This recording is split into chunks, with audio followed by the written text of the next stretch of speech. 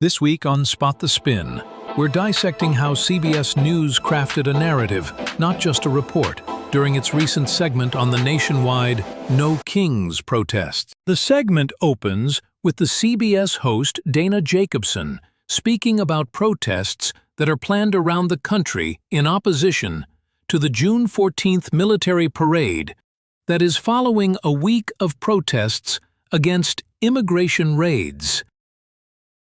As she is speaking, a map of North America appears that is covered in a lot of dots, representing where the protests are going to be held. The dots cover up pretty much the entire land mass of the continental U.S. This tactic is used to visually amplify the scale of the event, suggesting massive nationwide outrage about the military parade and the ongoing immigration raid. Next you see Ali Bowman, a CBS reporter, stand before a screen showing protesters with signs that read, "No Kings." Overlaid on the screen is large text that reads, "Anti-administration anger." This sets the emotional tone of the report before any real analysis begins. The scene then transitions to images of Marines in Los Angeles as a reporter talks about them being deployed there by Trump, to which Governor Newsom objects. No federal reasoning is offered, reinforcing an authoritarian frame. Next, you see Governor Newsom saying, "He is not a monarch, he is not a king." Labels like monarch and king frame Trump as illegitimate and autocratic. It also simplifies a constitutional debate into a moral crusade against tyranny. This isn't legal analysis, it's narrative building. The emotional heart of the segment, Senator Padilla being forced to the ground and handcuffed. Padilla then warns, if this is how DHS responds to a senator, imagine what they're doing to farm workers, cooks, and day laborers.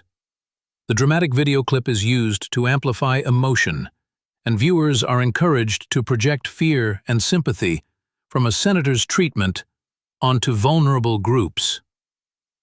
These two tactics are sometimes referred to as emotional amplification and argument from pity. This clip is also used to suggest that the incident is proof of systemic abuse by the Trump administration that is only going to get worse. This tactic is referred to as the slippery slope fallacy. You then see Secretary Noem offering a brief explanation where she conveys that she wished Padilla would have reached out and identified himself. But it's short, almost dismissive, and it's placed after the other emotionally heavy scenes. The segment moves to Newark, New Jersey, connecting the escape of 4 detainees with growing protester anger. Protesters are seen jumping in front of a moving van that was relocating detainees from the ICE facility following the escape. The incidents are different but visually linked to feel like one crisis. This is a tactic called juxtaposition bias. It suggests system collapse and incompetence, further indicting federal immigration policy. Additionally, there is no mention of any security failures or the specifics of the escape, and that tactic is called omission of context. Senator Andy Kim then calls the incident as a symbol for the brokenness of Trump's immigration plan, reinforcing the pre-selected moral framing and narrative. And again, no dissenting or alternative perspectives are presented, just another case of one-sided authority.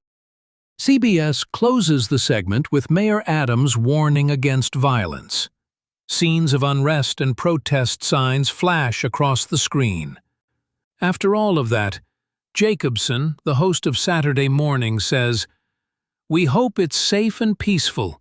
This is known as inoculation framing, where CBS positions itself as responsible and concerned, despite several minutes of ongoing emotionally charged reporting. The CBS segment masterfully followed a common pattern in emotionally engineered reporting. Amplify scale, escalate threat, highlight victims, invoke moral outrage, minimize rebuttal, repeat scale, and close with concern for peace.